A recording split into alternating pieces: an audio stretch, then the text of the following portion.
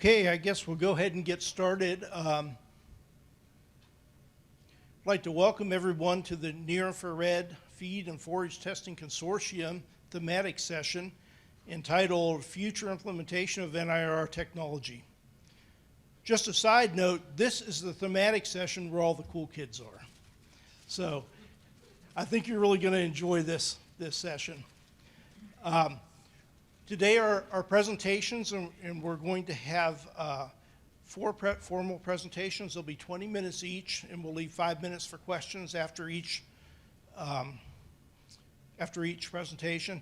And then we're going to bring everybody back up, including some lab representatives, and have a panel discussion on global implementation of NIR technology. So with that, I guess we'll go ahead and get started. I'm Chris Teutsch. I'll be moderating the session today. I'm located at the University of Kentucky's Research and Education Center in Princeton, Kentucky. So University main campus is kind of in central Kentucky, and we're about 3.5 hours directly west, almost to Missouri. So with that, I'm going to go ahead and get started.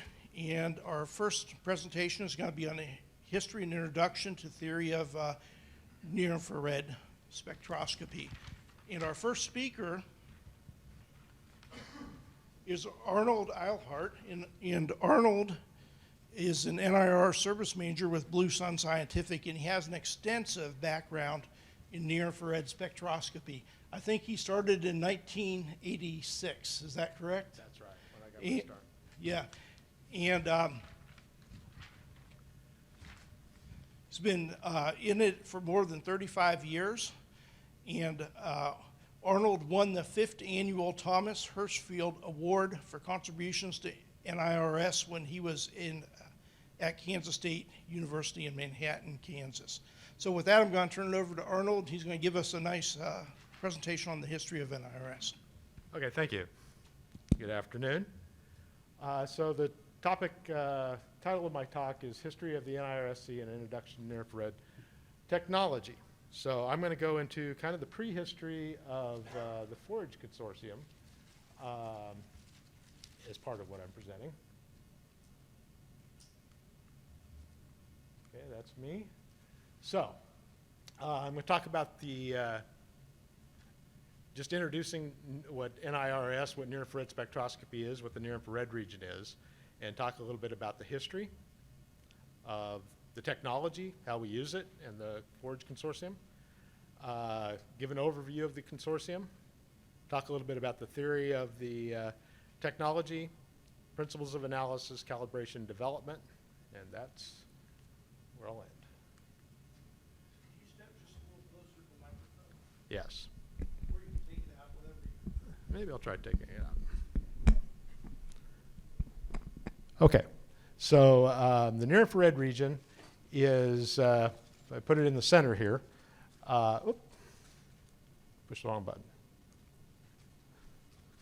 Near-infrared region, it's a region between visible and infrared, then you have your microwave and radio off that way, X-ray off that way.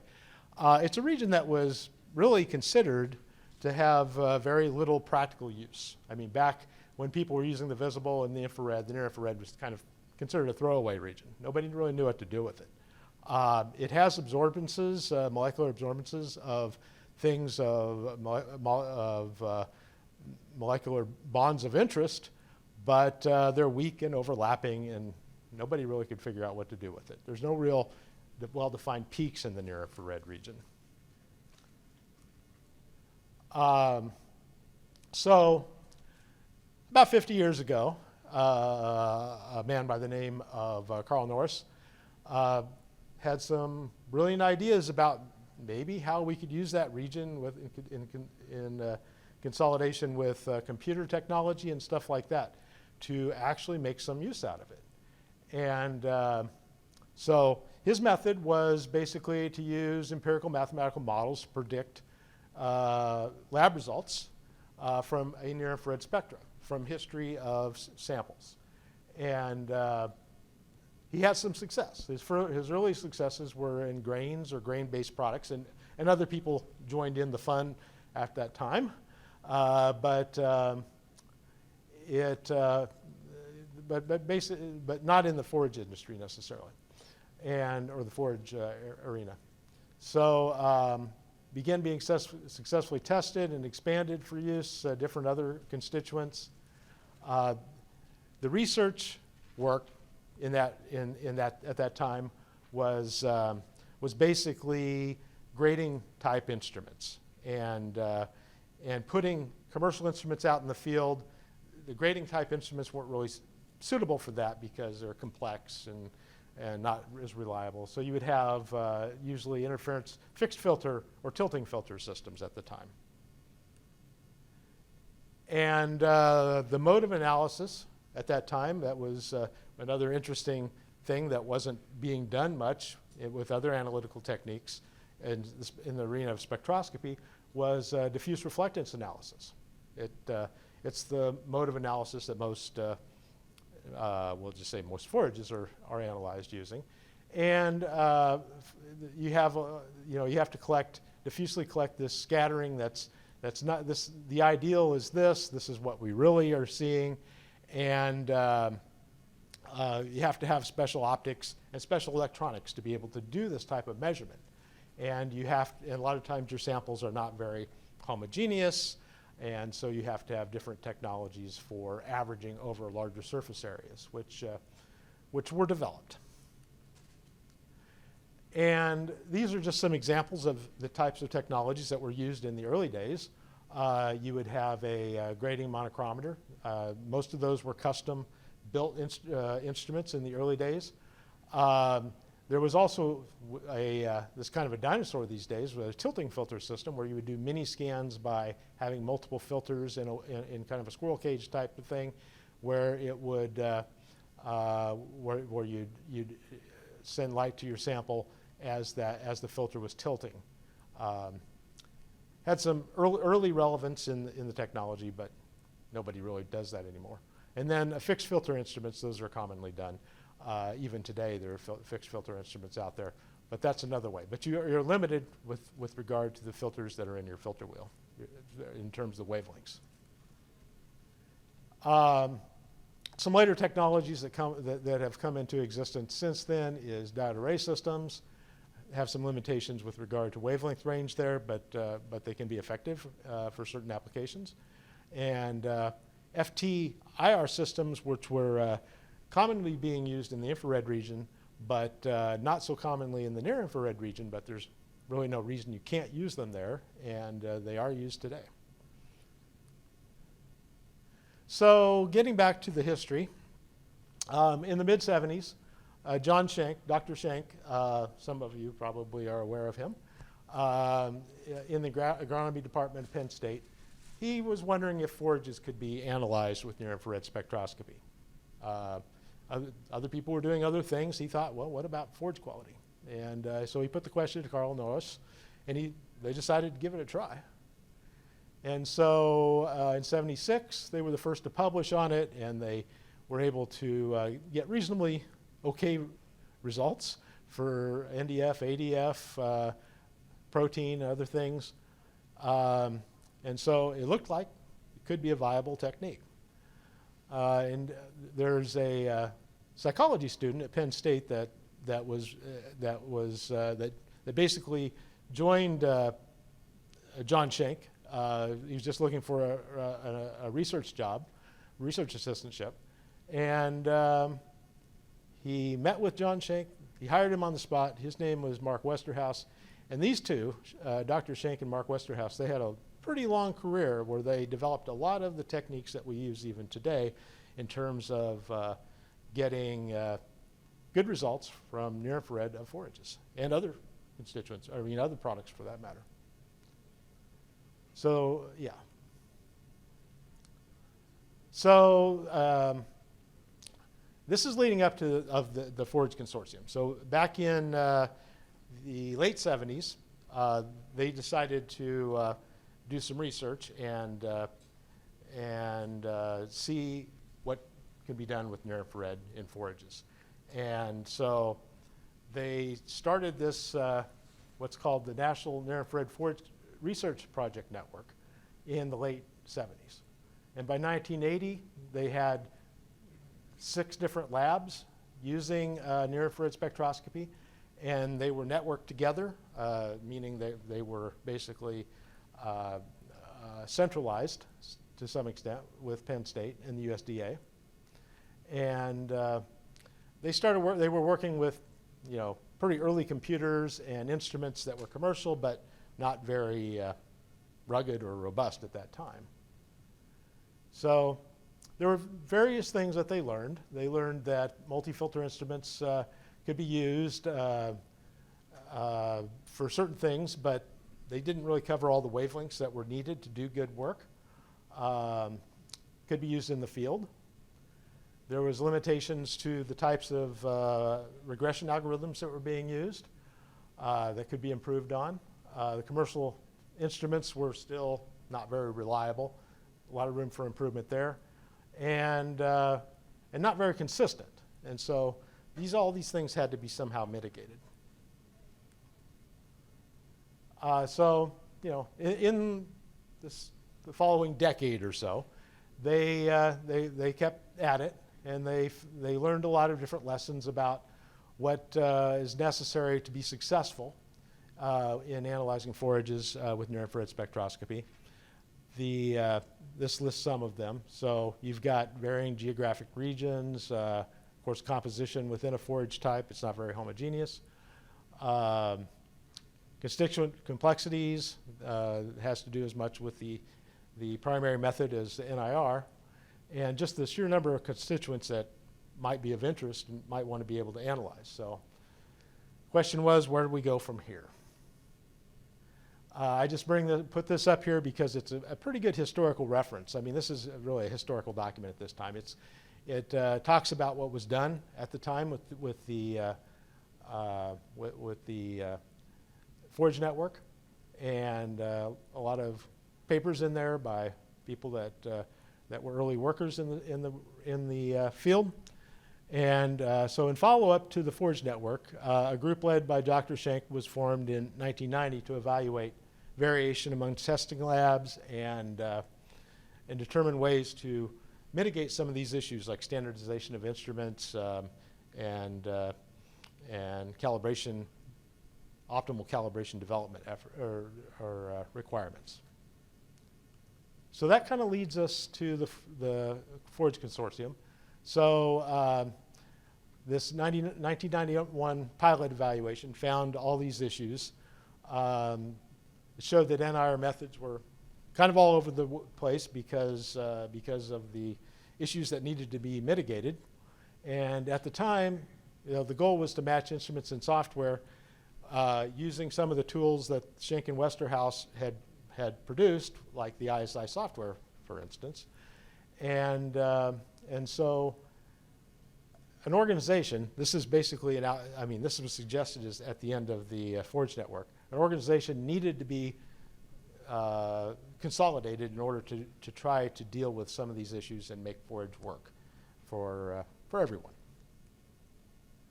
So the mission of the Forage Consortium is to promote, standardize, optimize the use of near-infrared through the development of robust, accurate prediction models and the best laboratory management practices. All good stuff. The Forage Consortium has members across the United States, and it appears in China. And this is kind of the modern forage network. So how do we achieve accuracy and optimal performance? We have to standardize there's multiple things that are required to achieve that. But one of the main things is standardizing the instruments and scanning protocols and getting the sample preparation right. And oh, okay, sorry. So what makes the Forage Consortium unique? A robust sample database, including a wide range of geographic regions, growing conditions, and seasons conditions.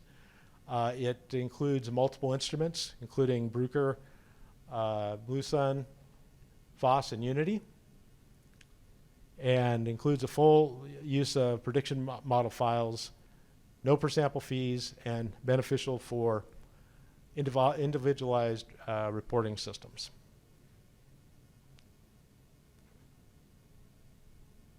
So there are calibrations available for these products. I won't have to read them all, but hays, halages, corn silages, alfalfa, for alfalfa breeders. And these are some of the instruments that are, this is a list of the instruments that are supported by the consortium for 4 different manufacturers of instruments. So I'm going to talk a little bit about the near-infrared spectroscopy. I talked a little bit at the beginning, but I'm going to go into it in a little more detail. It's a commonly used technology in a wide range of applications, including forages. This lists some of the other places where it's used, and it's probably used for more constituents in forage and feed analysis than it is for some of these other applications, but it is used in a lot of these different applications. In forages, you can see quite a large list of constituents and properties that are of interest that near-infrared spectroscopy can help with, and more. So I've seen as many as, well, more than 30 constituents being used. It's I don't know what the record is, but it gets pretty a pretty long list. So for advantages of near-infrared, the advantages of near-infrared technology is you get your results fast, accurate. In fact, the repeatability of near-infrared is generally better than repeatability of a reference lab method. The scanning or the sample analysis is very simple. Preparing samples can be easy. It's a little more difficult maybe with forage applications because the drying and grinding that's commonly done, but relatively simple in most cases. And multiple constituent analysis at the same time, obviously, and it's a non-destructive, safe technology. So, again, rapid, accurate, inexpensive, multiple. So there's many different applications. So this kind of says the same thing. So near-infrared is used in place of a primary method. We're trying to predict what a laboratory would give us if the laboratory had analyzed the sample. Near-infrared instruments do require calibrations, obviously. The calibrations are built with samples of known values that analyzed by a reference lab. And the accuracy depends on the lab accuracy. You can't, even if NIR was perfectly accurate, there would be the uncertainty of the lab you'd have to deal with. So lab accuracy is a limiting factor in terms of how accurate you can predict what the lab will give you. And calibrations must be monitored and maintained over time in order to get optimal performance. So a little bit about the theory of the technology. So we're talking about molecular vibrational modes. And we have different asymmetrical, actually it has to be asymmetrical to be infrared active and thereby near-infrared active. And we have these different types of molecular vibrations that can occur that can result in absorbance of energy in the near-infrared region. They absorb in the mid-infrared, obviously. I mean, that's where most of the absorption is occurring, but they also, overtones and combinations of the fundamental vibrations will absorb in the near-infrared. So asymmetric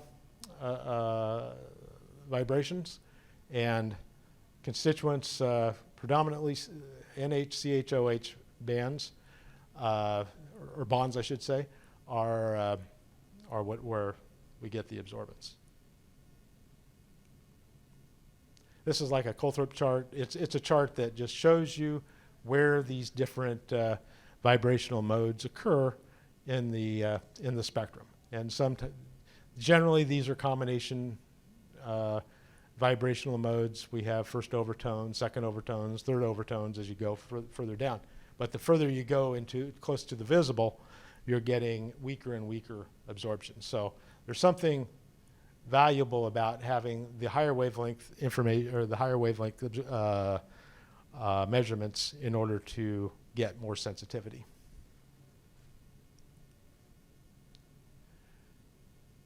So this kind of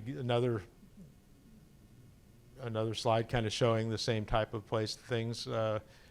Looking at OHs, alcohol, moisture, sugar, NHs, protein, amino acids, and of course CHs, lots of different things like fat, starch, sugar.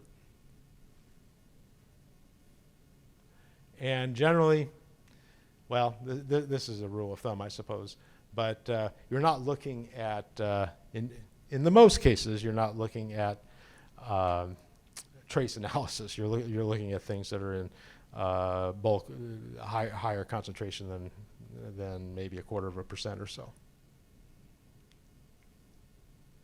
So the basic principle of near infrared is that you are analyzing by sending light through a sample and seeing what comes through.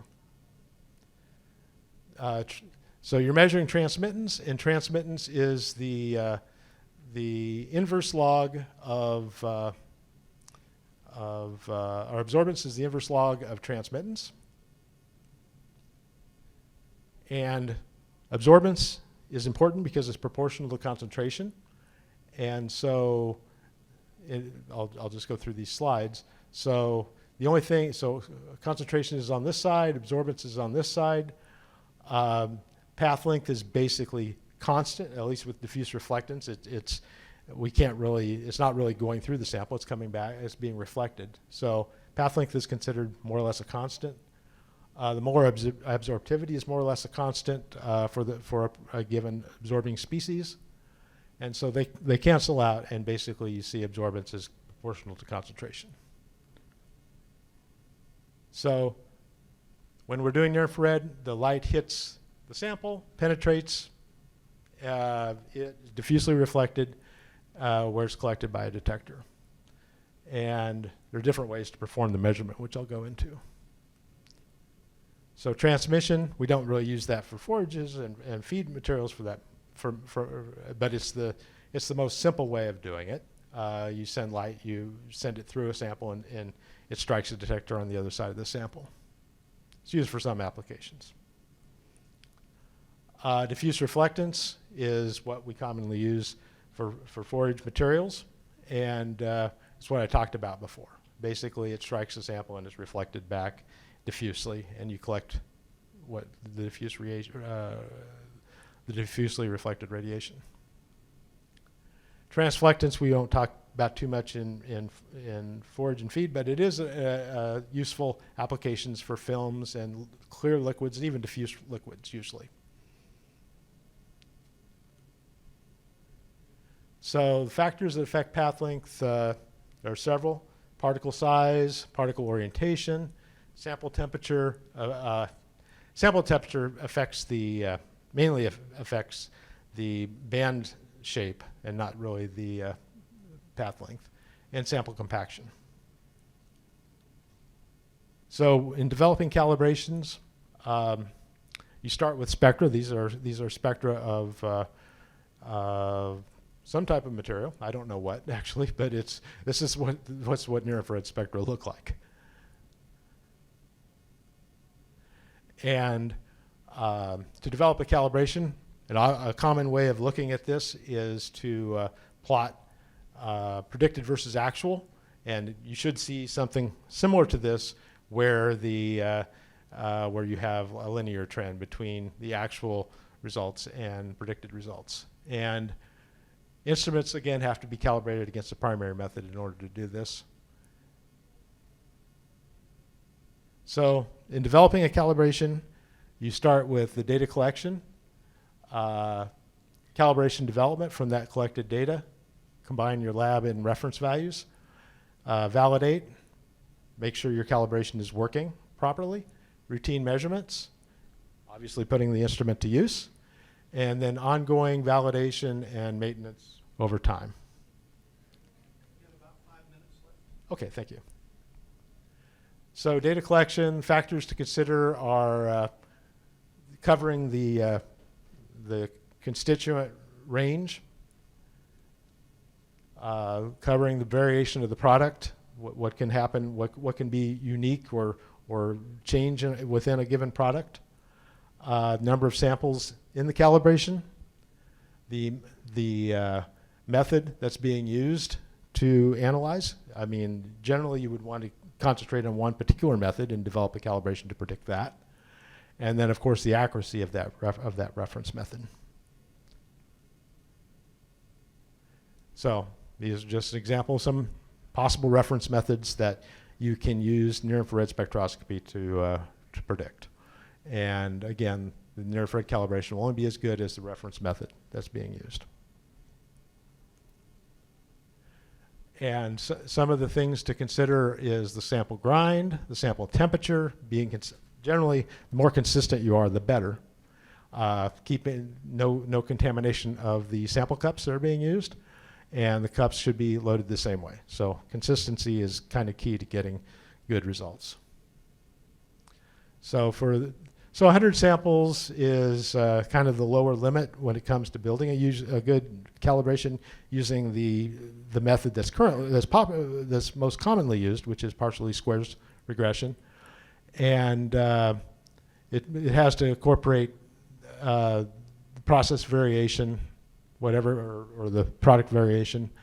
Natural products require quite a few more samples, and instruments are only as accurate. Can only accurately predict samples that are represented somehow in the calibration.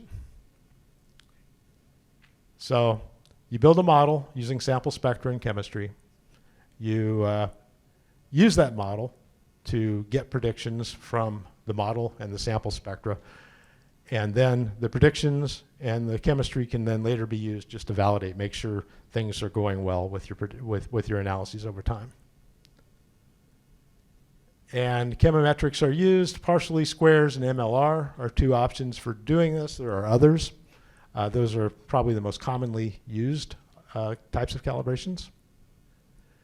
And generally speaking, the instrument is approximately 1 to 1.5 times the error of the reference method for an application that's working well.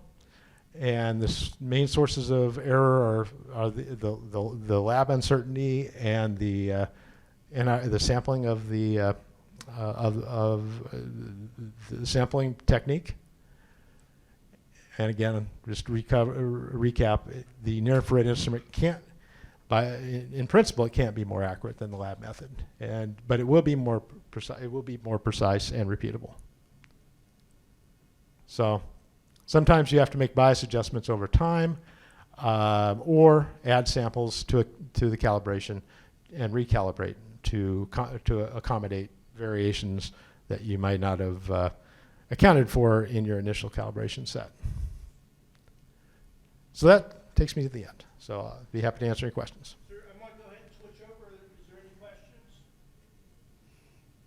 Will I switch over? Don't be shy. Arnold, do you still think that 1 to 1.5 difference is valid? That's still denying that quote, I think. Yeah, it's commonly, I mean, for an application that's working very well, I usually say like 1.3 times, and you have to allow for some variation in the NIR side of it. You know, I mean, there is some random noise that can creep into your measurement. There's sampling error variation in the near-infrared side of it as well. So it can't be just having it be exactly the same is unrealistic. It's going to be a little bit higher for those purposes or for those reasons. Rocky? Yeah. If you develop that calibration, I think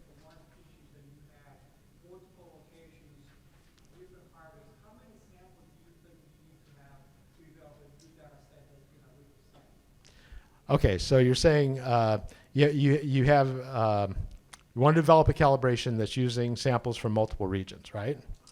And how many from each region? Is that what you was that the question or? It depends a lot about the variation that exists.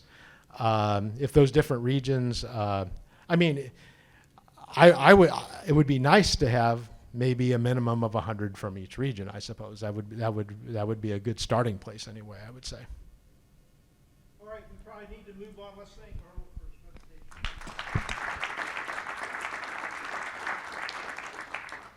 My pleasure to introduce our next speaker. And our next speaker is going to be talking about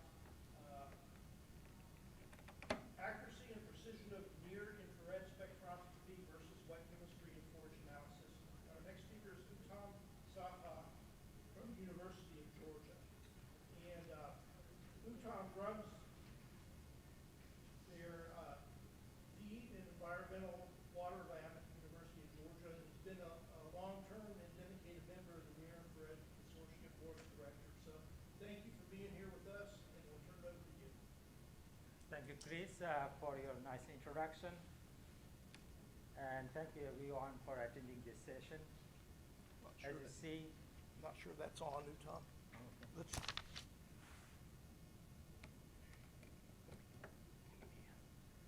Pop that out. Yep, here it is.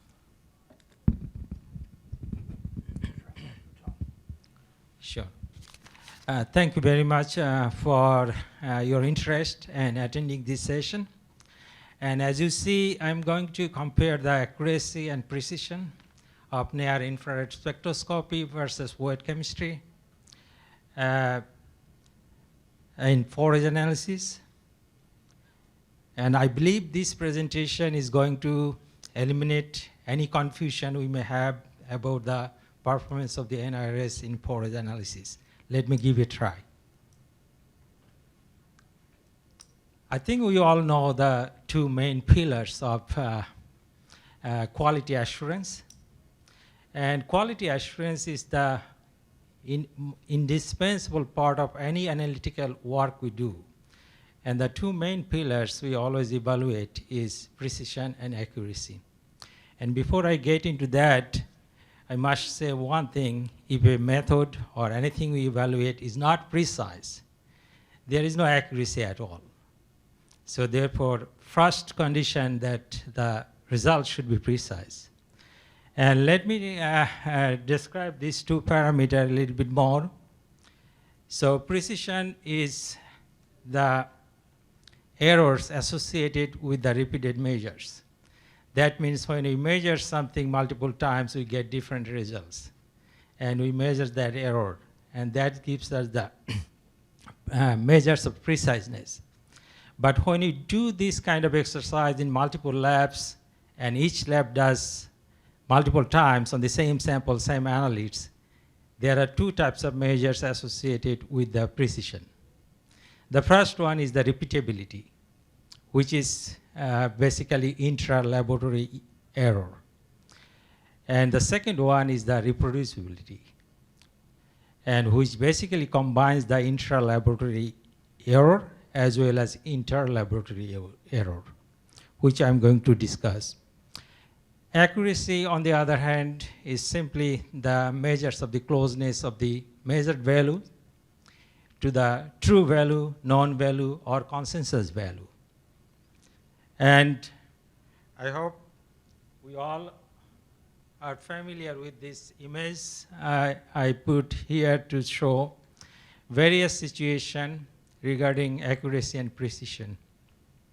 I'll not get into the detailed description of those pictures, but I will explain it more gradually. In this presentation, I'm going to compare the accuracy and precision of forage analysis by NIRS and wet chemistry using the very well-known Horowitz function. And I use the National Forest Testing Association proficiency test results for this purpose. and there are participating labs in this study. But before I get into that, let me talk a little bit about the Horowitz function. Back in 1980, Horowitz, Kempf, and Boyer, after examination of the results of over 50 inter-laboratory collaborative studies conducted by AOSC on various communities on numerous analytes, they found a relationship between the mean coefficient of variation, or CV or RSD, expressed in powers of 2 with the mean concentration, which is the consensus value, expressed in the power of 10. And this relationship they found independent of determinative method. They found it on all analytes, any kinds of stuff we do in the proficiency testing. So let me describe some mathematical form later on was proposed to predict the coefficient of variation, or RSD. And where in this equation, the C is the mean concentration, or in the National Forest Testing Association or any type of proficiency testing, you will see a consensus value. In NFTA language, they call reference method average. And which is the reference method here? Reference method is the wet chemistry method. That means NIR will be compared with the wet chemistry reference method average, not NIR reference method average. So that means it is a pretty good, solid test of the NIR. And C here is a mass fraction, not the percentage or any other unit. So that means if it is a 95% dry matter, the C will be 0.95 in the Horowitz function. So RSD is basically a coefficient of variation, and S is used for standard deviation. And you see the mathematical form. So this figure shows here is the predicted RSD at different concentration.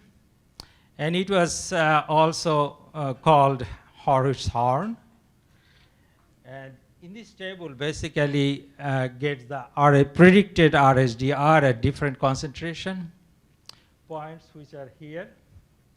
And as you can see, one of the remarkable thing here, as the concentration goes down, the Horowitz function predicts the RSDR too high.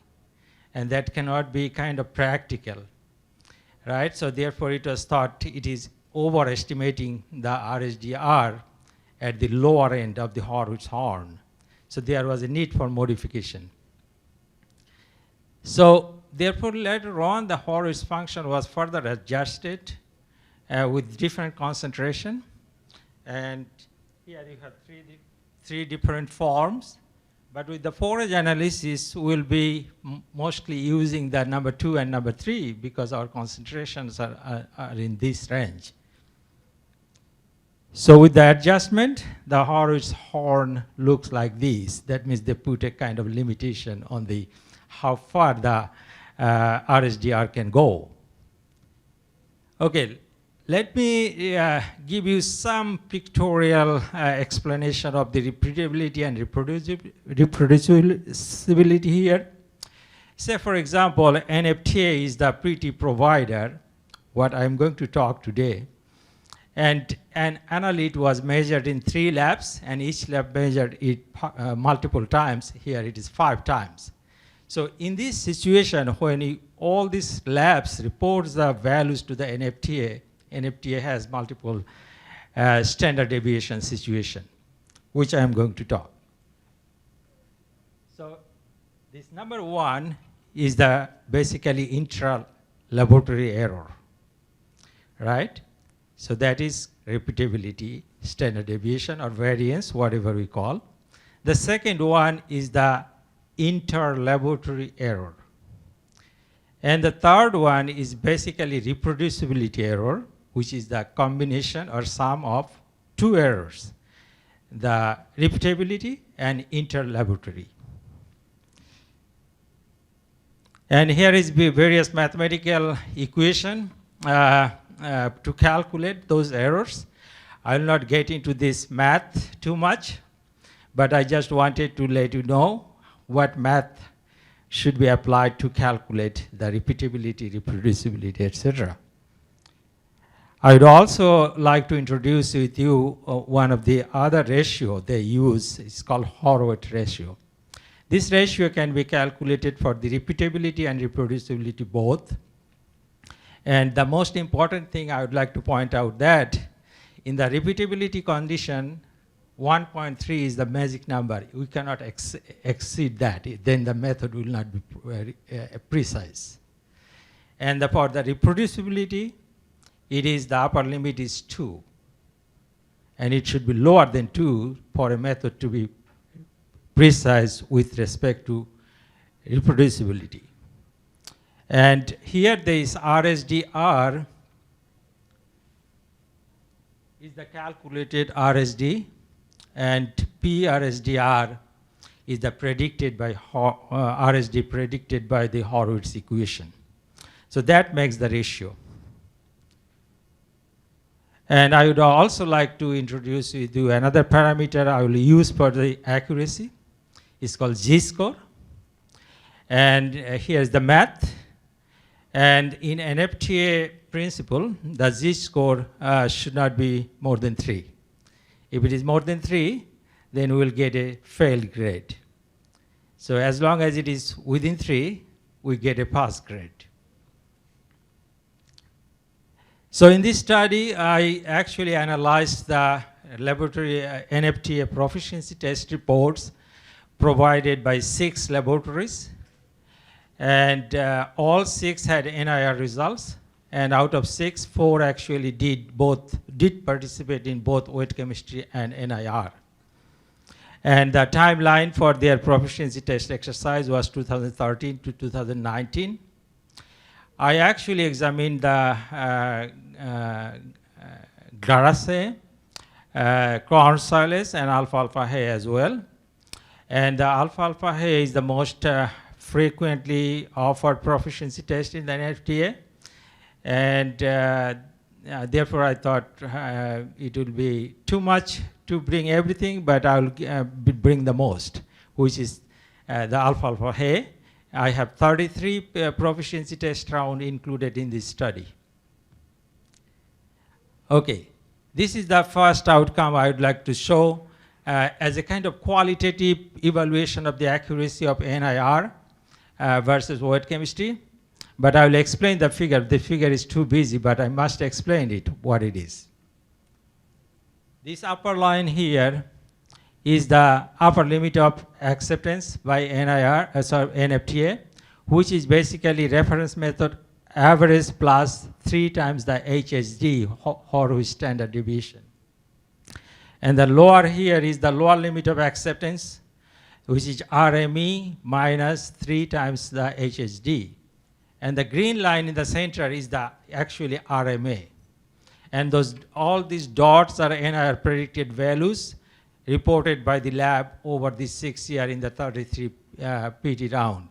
The most important thing I would like to bring to your attention in my qualitative evaluation, I found almost all of the NIR reported values fell within that acceptance window, and mostly they were very close to the RMA. So that means qualitatively I found the dry matter is pretty accurate for the NIR when it is evaluated against the RMA based on the primary method. So the similar figure for the crude protein, and I see the similar thing qualitatively.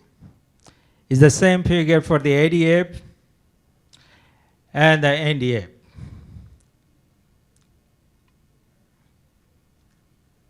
So now let's do some quantitative evaluation of the accuracy. This first figure is for the dry matter. And all these dotted lines here are for wet chemistry, and the solid lines are for the NIR. There are 4 labs, 33 PT rounds. Figure is pretty complex, But the most important things I would like to draw your attention here, both OH chemistry and NIR reported Z-score way below than 3.0. That means both methods are pretty accurate. But it was a little difficult to differentiate between these two. And I tried to see it more clearly by plotting the overall 4 labs G-score, OH chemistry versus NIR, so that I have less points to show. It's the same figure, but it's pooled values here. So what I saw here, both methods are pretty accurate, good, and it is very difficult to differentiate which one is better, which one is not. I would say they are comparable with respect to accuracy. And I say this is the similar G-score plots for the crude protein. And I see the similar results here too. They are pretty good and not very much different, I would say. They are comparable.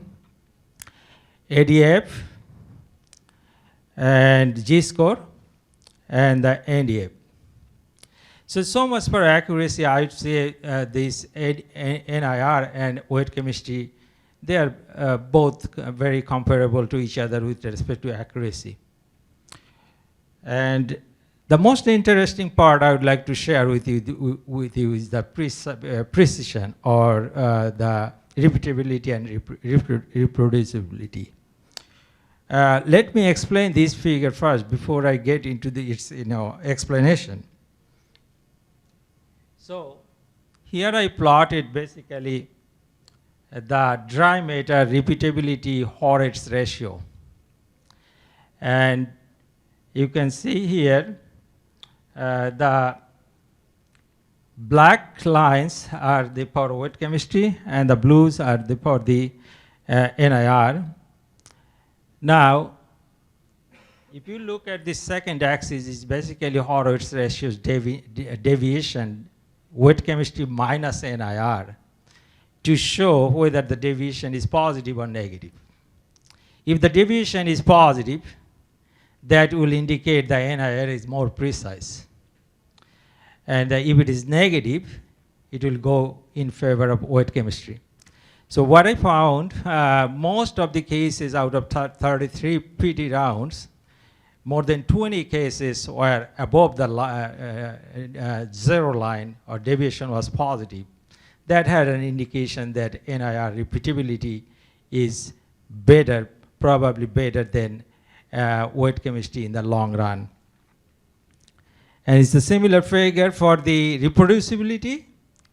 And that basically clears up that one. So repeatability, and when I put the reproducibility, NIR is more clear that it is more precise, because the deviations are positive, and sometimes the positive magnitude of that positive deviation is much higher. And it's a similar figure for the crude protein repeatability. Just pay attention to the deviation line, 0 line, which is here. And the value is more frequently above the line, not the below the line. And this figure is for the reproducibility for crude protein. And again, this is ADF repeatability, ADF reproducibility. I see similar trend. And the NDF repeatability. So the most of the deviation are above that 0 line. And the reproducibility. And I saw a similar trend in Grassland and corn silage as well. And this paper is written in a little bit detail with an intention to be included in the proceedings of this Congress. And here are some comments I would like to make out of this exercise. This presentation is probably a robust demonstration of the first fact, which is NIR calibration models, when are developed and using good science applied properly, NIR is as accurate as OH chemistry in forest nutritional analysis. This presentation also brings to your attention a second fact. Both intra-laboratory and inter-laboratory precisions of NIR method is probably better than weight chemistry method. And there are a lot of justification for that, and which I can discuss based on my daily life.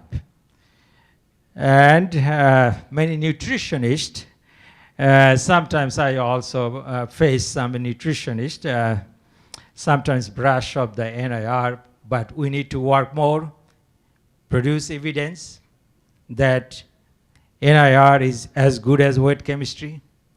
I think if we do our job, they will be pleasantly surprised and change their thoughts. And that will let us apply this wonderful technique much more widely and correctly. And I think that is all I wanted to share with you today. And I'll stop here and be ready to discuss any question, anything you have, to the best of my ability. Is there any questions for you, Tom? Yes. Can you talk about the accuracy and precision for total fat content? You mean by NIR? Yeah, by We did not compare that, and the data, you know, the NFTA proficiency data, what I really were able to look at, there are actually 4 parameters they offer this proficiency test for. Those are dry matter, crude protein, NDF, and ADF.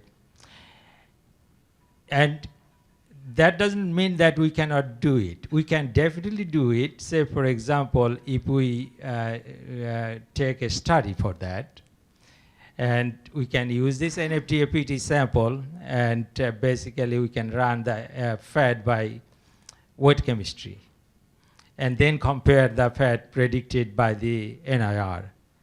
And the data, probably all lab has that scans and the predicted values, and that will allow us to do. But you know, the weight chemistry fat, doing all those study will need funding. So I'm open for that. If anyone wants to pursue that, I will contribute for sure. Is there any other questions? Got time for one more or so? So the NIR values from the laboratories, Mm-hmm. did they send you the samples, or did you send the samples and they send you back the spectra, or did they send you back the predictions? They sent me actually what they officially reported to the NFTA. Okay? And that means whatever data I have 2013, it was the 2013 data they received back from the NFTA after the pre-T round was concluded. So that means I basically evaluated the past results of 6 labs for the 33 PT rounds for this presentation, but I did analyze the Grassland as well. So Grassland, we generally get 2 probably, and corn silage 2. Out of 12, I get 2 corn silage, 2 Grassland, and 8 alfalfa hay. So that's kind of trend. Sometimes in some years we may get an extra Grassland. All right. We need to move on to the next speaker. Let's thank you, Tom. Thank you very much. Thank you, Tom.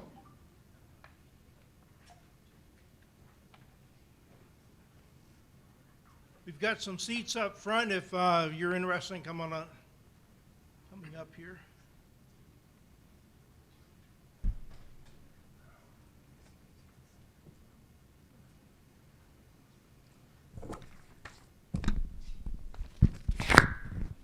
So it's my pleasure to introduce our next speaker. Our next speaker is David McIntosh from University of Tennessee. David is the coordinator for the Beef and Forage Center at the University of Tennessee. He's also the manager for the NIRSC Instrument Hub at the University of Tennessee, that's housed at the University of Tennessee. David? Sure. Is this on? Is it working? Hello? Okay. I'm gonna hold it. Okay. So Thank you for being here. I woke up at 4:58 this morning wondering how am I going to get everyone to go home and scan well today. And I realized I don't have a grinding room here. I don't have instruments set up. And so I still had a panic. But a lot of you have done things like Justin in the back. He has PTSD from scanning samples. But I wanted to start out with reiterating that NRS is rapid and effective for determining sample composition. There are limits to this application, and these limits must be observed. I stress that every day in everything I teach. Failure to observe these limits can lead to inaccurate or misinterpreted results. The usefulness and applicability of any analytical results are limited first and foremost by the quality of the sample submitted to the laboratory. We all know if we get a bad sample, it can scan horribly as well. It could have too much contamination from ash. It could be heat damage and things like that. And proper sampling all the way from your customer or the researcher in the field to handling, grinding, preparation, and presentation to the instrument are all important factors that you must think about every time you handle that one sample.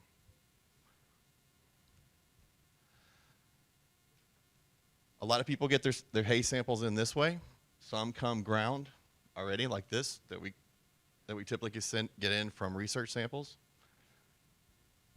I'm going to send this one around because I'm going to talk about it in a few minutes. This is an alfalfa sample. This is what happens when it's frozen. And you can see what happens in the dryer when the colors change. So basically, what I want to start out with is laboratories and researchers must be proactive in their approach to proper sampling. Most laboratories have several calibrations that they apply a sample to. However, some have one calibration that they apply all samples to. Each calibration is developed to analyze a specific group of species, or it's grouped together as, a grass hay, a mixed hay which might have legume or grasses in it.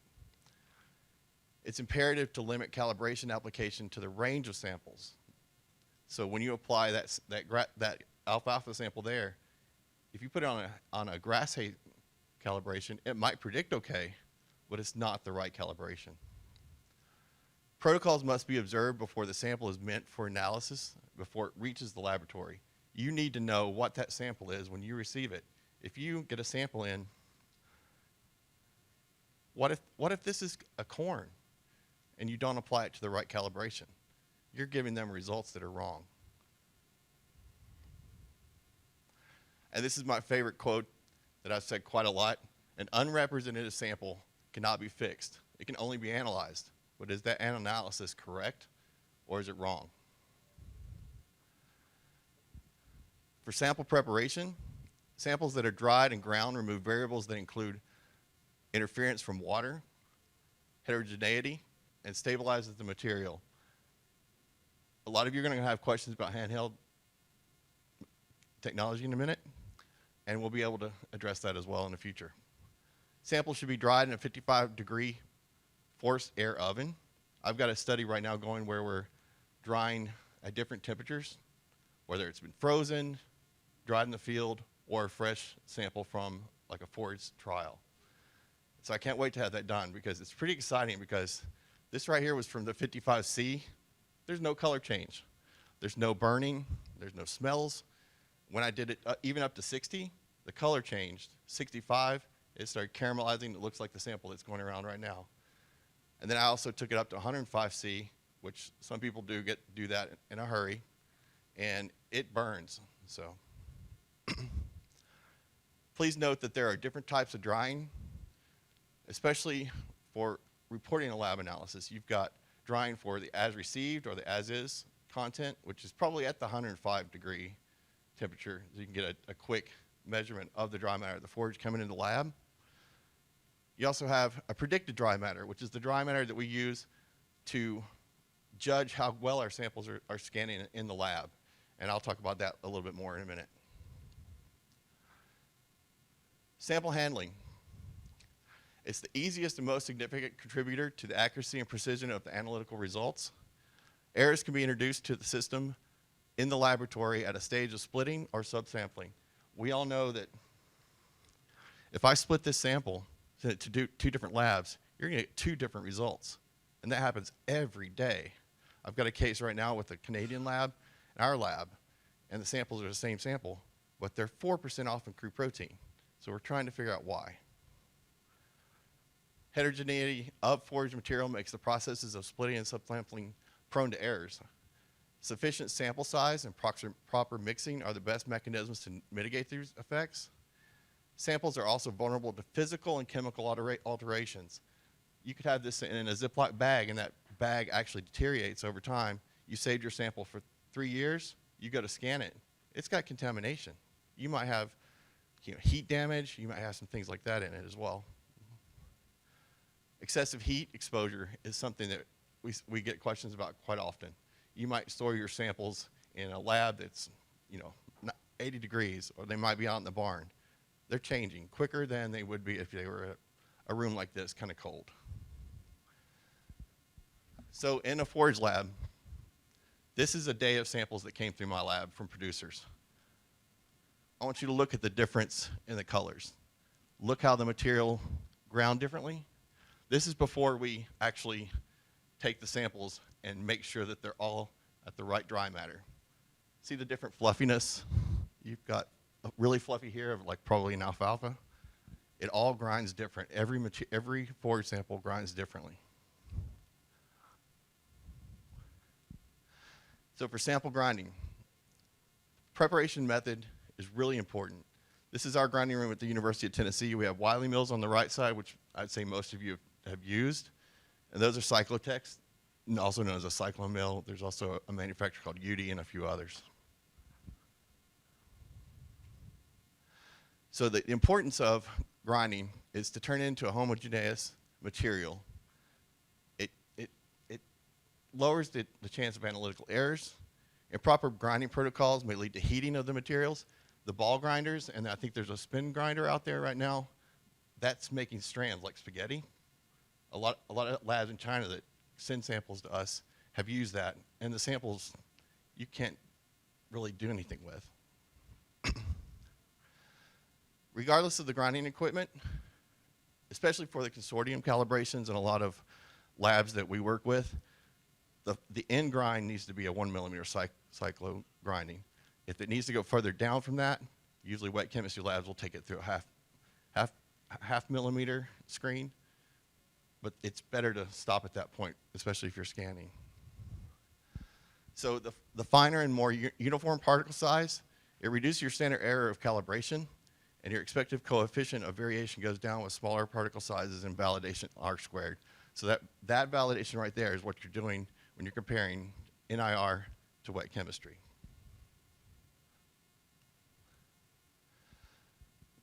So this is my specialty, dry matter in your sample. And moisture in sample is called issues of correctly predicting constituents and data fluctuation across a project or subsample material. And Justin knows this. If you have a project that you've collected over 3 years, you go to scan all your samples, you might be scanning samples one day at 89% dry matter. It was dry enough to grind. Then the next day you might have samples you're scanning at 95% dry matter. I'm going to show you why this is important in just a minute. So, optimal range of water and ground samples for NIRS analysis is basically 93.5 to 97% dry matter.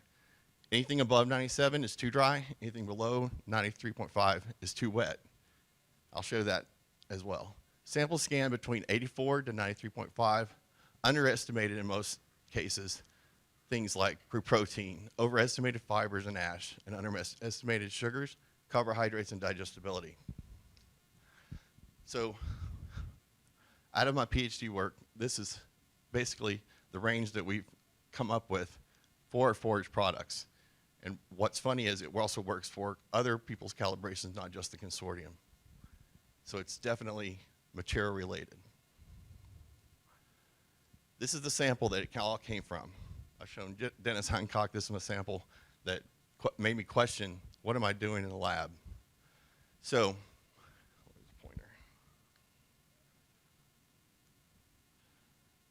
when this sample came in, it came in with about 5 other samples that day of grass hay.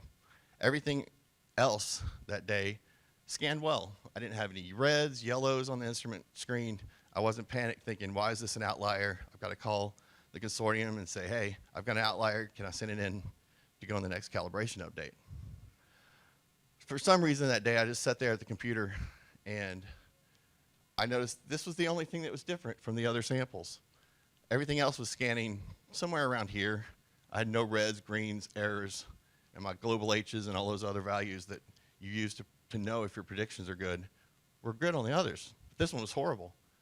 And I said, well, what's different on this sample? And I noticed this was. So I put it in the dryer for 30 minutes, really thin layer. It went to this. Left it over lunch, it went to this. Came back about 2 or 3 in the afternoon, it was here. Then I started noticing, okay, dang, the crude protein went up, the fibers went down, and so on. This one freaked me out the most. I went up to my boss's office and said, I've been scanning horribly, and that wasn't exactly the words, and I usually don't use bad words in front of my boss. But I said, I don't want to scan anymore. He goes, well, let's think about this. What are you showing me? And so this is what really got me excited about spectroscopy, is something simple that you don't know about will show up. So for sample presentation to an instrument, many of you are familiar with a sample cup. And what's fun is if you break one, you feel really guilty because they're expensive. So instrumentation must be maintained, checked, and the user must know how to detect errors. The user using that instrument, if they don't know what they're doing, you might as well just make up what you're giving your customer, because it's really frustrating when you have users that don't check your instrument, don't know your software, don't know the sample they're presenting to it as well. You've got to determine if the sample is about to be scanned is within the recommended scanning range by that product. So you need to know what's in your calibrations, as it was reiterated earlier. Proper techniques for loading dried and ground material into a sample cup is very, very important. If you put a little bit in this sample, and the next one you go, I'm just going to put a little bit in here and get the back on to get it out. You see those in your results so fast. Arnold mentioned earlier, contamination. If you don't keep your glass clean or your cups clean, or you come to work and your cups have a film from alfalfa, your stuff's going to be polluted.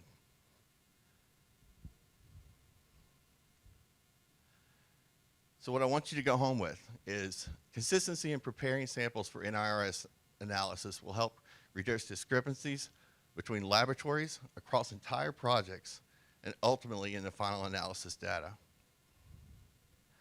And there's authors in this room I really want to thank,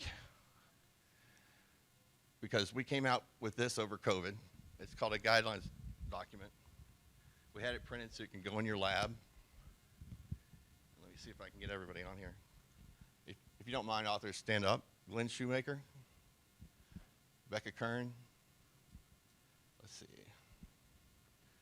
Bobby Joe, Rocky Lemus, Lisa Baxter, Lisa Bowman, Scott Boone, Chris Teutsch, and Phil Goldblatt, and myself. We worked really hard on putting this together. We took a lot of time to make sure that we had everything in there to make you a better scanner. We are going to be updating this shortly. We're going to do a whole new section on validation statistics, to where when you go to publish, you have everything there in a more simple way, an easy way to understand it. Thank you.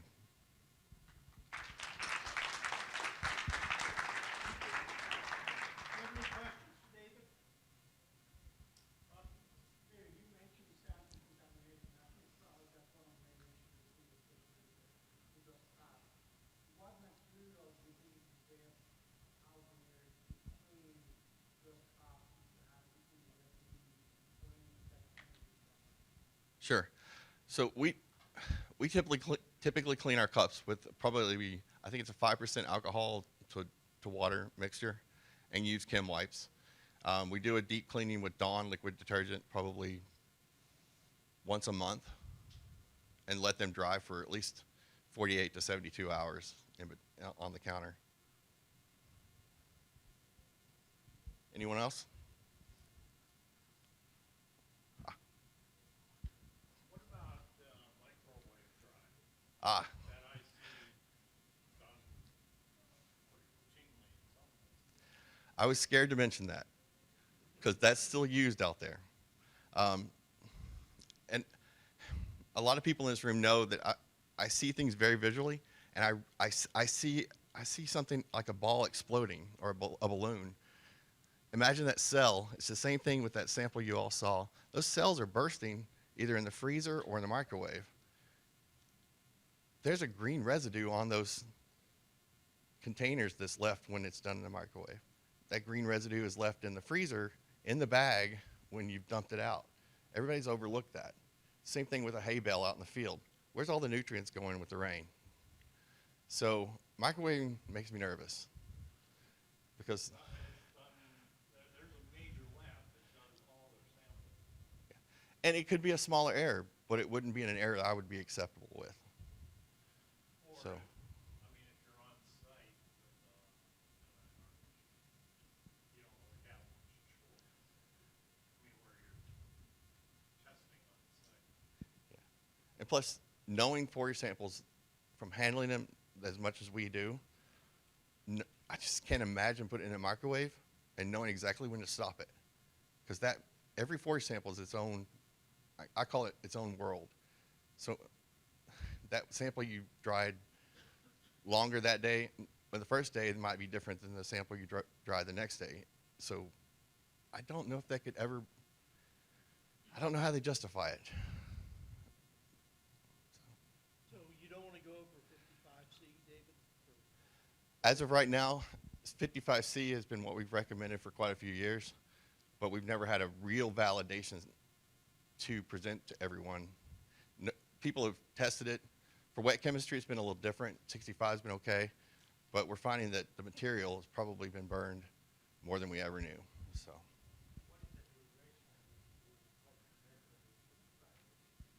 well, at 55C, you know, in the past, in all the literature, you've seen 72 hours, 72 hours. I don't know why they've ever stopped at 72 hours, because if you actually do forage research, your sorghum Sudan you put in the oven is going to take 5 days. And honestly, the literature has never been truthful. I found that out when I was doing my master's degree. Switchgrass or big blue strand in the oven, it dries longer. 72 hours, you're overestimating your yields. So that's something that needs to be addressed. And I think I'm going to try it with the next 2 papers. So.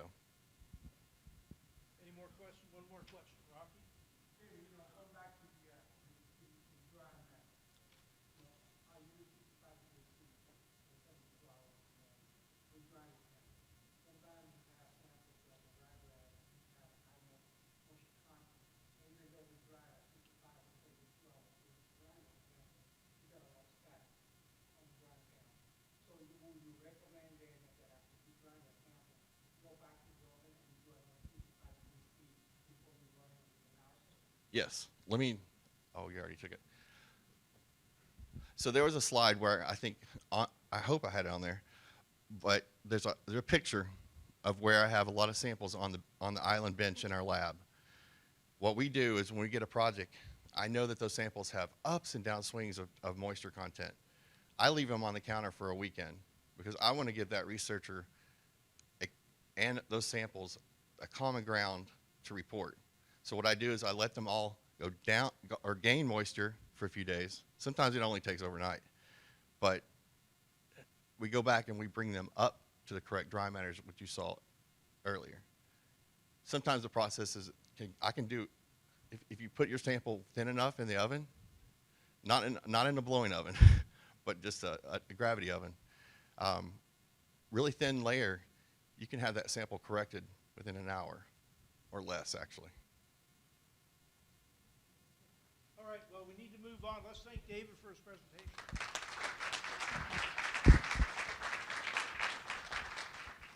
All right, our next speaker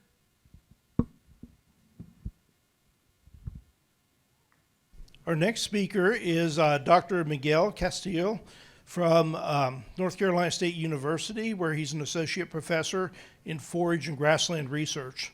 Dr. Castillo's work focuses on the generation of information and technologies to encourage efficient management of resources and resiliency of grassland agriculture in North Carolina and beyond. So with that, I'm going to turn it over to Dr. Castillo, and he is going to, let me get his title here, talk about the emerging portable NIR systems, benefits and challenges. Okay, thank you, Chris. I got, is it 20 minutes? Okay. Put a timer here. Okay, so good afternoon, everybody.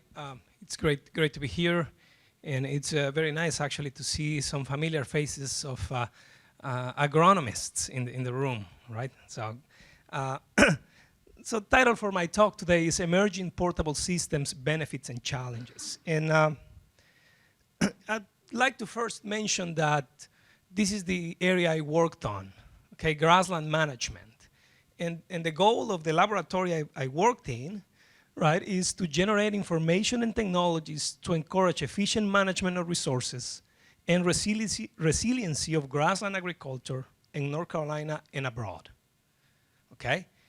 So NIR is not the goal of my lab, but my work on NIR is a portion of my lab which we called, or I call, enabling technologies.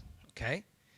And the reason we worked in my lab with NIR is because we were looking at ways to measure ecosystem services from grasslands and looking for an alternative method, okay, that could save us money and we could make it easier, could be more versatile. That's how we entered the realm of NIR. I must say that I was not trained on NIR. I actually don't think people get trained on NIR.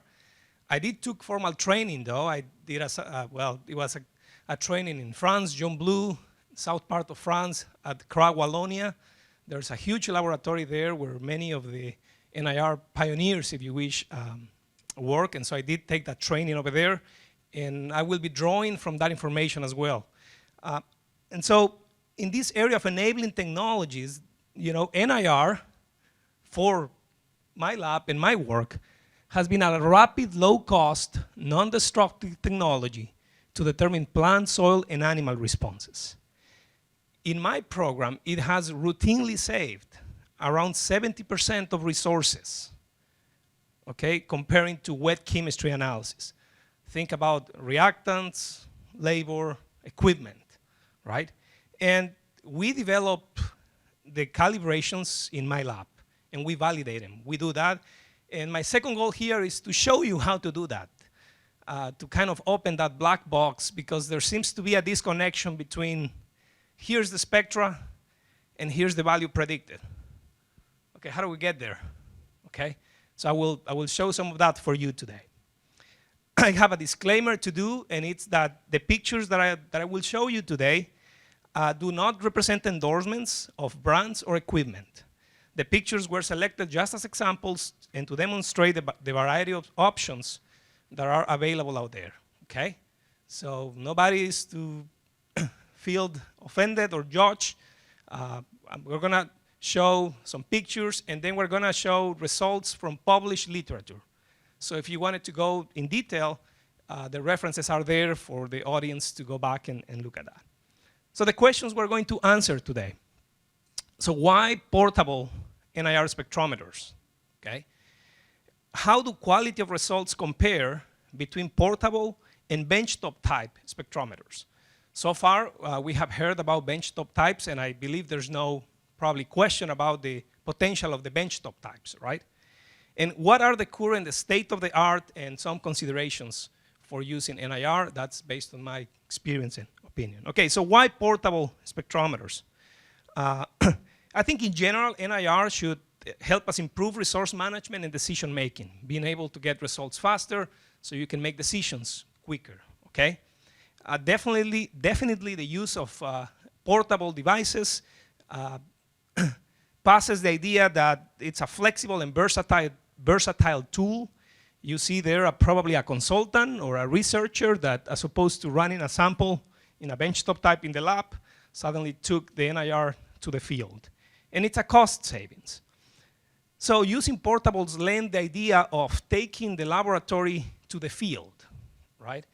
And it's not new, right, NIR.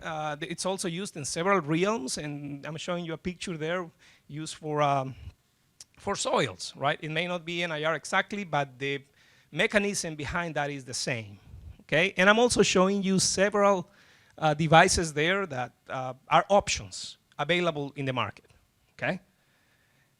Now, part of my program is extension, and I extend technology and knowledge. And so, for example, we have been using a portable NIR unit that it's able to give you real-time in situ results. And in this case, we supported the NC State Fair hay contest, right? We judged those samples using this device. So that's a picture of me, and that's actually a picture of my phone where I have the application loaded, okay? So I use the device, scan the sample, the device connects Bluetooth with your phone, the phone transmits. Two options: could transmit a signal or could actually process. You know, those iPhones are pretty powerful, can process the signal right there and give you a result. We'll talk about what processing the signal means, okay? In terms of cost savings, just an example in here, these values may be outdated, but these were like that 4 years ago or so when I quoted these devices. That's a little device made by Texas Instruments, the same one that makes the calculators. So you can see the cost. This is a handheld device, you can see the cost, and this is a benchtop type, you can see the cost. This is just references. There are many options out there available. Now, differences in devices result in differences in the type or the quality of the spectra that it's collected by the devices. So in this case, for example, a benchtop type device, the range of the spectra is wider, 1100 to 2400, and the definition or the resolution is better. So effectively, I get 700 values to work on to develop calibrations when I use a benchtop type. That's probably the reason why those benchtop types tend to work better. I have more variables to explain a response, right? As opposed to some of the handhelds, for example, the spectral range is different, the resolution is lower, so I get less values to work on, okay? When we looked at the spectra, for example, and this is some work that we published in Crop Science in 2022, I believe, or 20. So this is the average of the spectra of that whole experiment. This was an experiment with Bermuda grass and native warm season grasses. We created a single calibration for those species, okay? And so you can see that depending on the device, they collect the spectra in different regions. You can also see that the spectra kind of shift a little bit, but there's a commonality in there. You can see pretty much that the peaks and the valleys align pretty well, and that's due to the composition of the sample. So the devices are doing their work, right? But if you use this device, the signal's a little bit shifted. This other device, the signal shifts a bit. Okay, so how do quality results compare between the portable and the benchtop type devices? This is probably the part that it's not shown all the time, but this is how all this starts, okay? So this is your column of wet chemistry values, protein. And so that's your Y. And this is the wavelengths. It's your X matrix, okay? So every single value in Y has several wavelengths that correspond to X. So to develop calibrations, you need those two things. You need to measure the spectra, and you need to measure the wet chemistry. You're going to start. That's what we call the training set, okay? Now, spectra usually look like this, right? And now, there is a technique that it's called pre-processing. You pre-process the spectra. And the reason being, the motivation to pre-process the spectra is to reduce the variability different than chemical composition. So these are all the same spectra. It's the same experiment. They just have different transformations, okay? So effectively, I'm changing my X value in here. Suddenly, I only have Y and X with this. Now I have 6 different matrices of X's that I can relate to the y, okay? So then you use, so y then, y hat becomes a function of your x. The wet chemistry value becomes a function of whatever spectra your device is giving you, right? And so we use some algorithm to establish a prediction rule. That word's key in here. You want to establish a prediction rule, and there are several algorithms you can use, right? That works for these samples. When I say these samples, that kind of relates to the number of samples. I don't know that there's a specific number. It's rather you want to have samples. You want to have enough samples that represent the variation of your population now and in the future, right? Whatever that number ends up being, right? But if you think about this, if you have a range of protein from 2 to 20%, and you want to have samples in increments of 0.25, you're pretty much picking up more than 60 samples there, right? Okay, and so then on a different set, we test the prediction rule on samples that have not seen the algorithm. That's what we call the validation set. That's pretty critical, okay? So this is what many softwares, actually this is what all of the softwares out there do, and there are many softwares available to do this, right? In my case, in my lab, we actually developed from scratch. We wrote it using an open source software, R. And so we have like 4 different files that run the first one, fits the second, fits the third, fits the fourth. So we develop our own calibration, and then we validate it on samples that didn't see the calibration. Okay? So what is quality then? What's a good prediction? So if you have a set of samples that were never seen by the calibration, right? And you want to use an existing calibration and you want to test the device. Okay, I'm going to predict protein. I want to see if this device predicts protein really well. I think a figure that relates to quality is something like this, okay? So if I have an NIR predicted value on the x-axis, and I have my wet chemistry value, I would like for those values to look like this, a one-to-one relationship. So that if the NIR says it's 10%, the true value is 10%. Of course, there's going to be some variation assigned to it, but we're hoping to reduce that variation, right? So to be able to say this NIR device works, it predicts the values with accuracy, okay? Now, what's not so, there are some performance statistics values, and there are several in the literature. But two that are pretty important, I think, in my opinion, is the R-square of this regression, this relationship, and the standard errors of prediction. So for this case, you may have high R-squares, and you may have low standard errors of prediction. So that's good, right? You want something like that. But you can also get something like that. So that won't be useful, right? And in this case, you are having low R-squares and high standard errors of prediction. And from there can be many things in between, okay? And so it does require a little bit of judgment criteria from the researcher to say, you know, I'm satisfied with the accuracy of this analysis, right? Just like it would be in a wet chemistry situation. If your standard deviation is so high between running samples in wet chemistry all the time, the same sample, something is wrong here. We need to adjust. Exact same here, okay? So here's the article that we published in 2020. It's comparison of benchtop and handheld near-infrared spectroscopy devices to determine forage nutritive value. This experiment was conducted on dried ground samples that were packed in the sampling cap corresponding to a benchtop device, okay? So those samples were scanned with the benchtop type device, right? You can see how it goes in there, and that device actually takes 32 scans of the whole cap and then averages and gives you an average spectra. But we also scanned that same cap with these 2 handheld NIR devices. Now, we couldn't afford to scan 32 times. And so we only rotated the cap 90 degrees, and we scanned those caps 4 times. I mean, logistically, that's what we did. And so then we developed the calibrations, okay? And we had a set of samples, external, never used in the calibration, that we knew what the wet chemistry value was, we predicted with the calibration we developed, and we looked at the results. And so this is how the results look like. This is no news coming from a benchtop type device, right? For protein, you would expect something like that.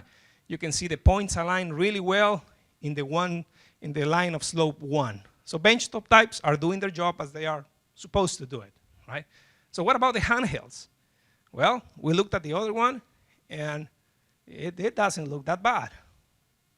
And then we looked at the other one, and it does not look that bad either, right? Of course, you can see that the points are a little bit more spread, and you can see that the R-squared values maybe go down a little bit, but just percent points, okay? Now, crude protein, I chose to show you crude protein because it's probably the most controlled type of extraction. It's a chemical extraction. And then I also chose digestibility, which is more of a biological assay, more variability. So we also look at digestibility in the same setup of samples, and then we have something like this. In vitro true digestibility, the benchtop type is doing its job, but the handhelds are not that bad either, right? They are doing their job. So let me show you a summary table for this real quick. Crude protein, the 3 devices, okay? And these are other performance statistics, but let's just look at these 2. R-squared values of 98, standard errors of prediction of 8, okay? This is in grams per kilogram, so divide by 10, that will give you percentage, okay? And so yes, we get a couple of points lower from 98 to 96, but I'm getting like $99,000 less for that device there. So, and then we look at digestibility, same situation, right? So for dried ground samples, the handhelds were doing pretty well as a benchtop type. Now this is interesting, notice this value here. If the same sample were analyzed 2 times in wet chemistry, that has already some error embedded. And that's what we call the standard error of laboratory. Things are not perfect, right? And so an NIR can be as accurate as the wet chemistry is in order to develop that calibration.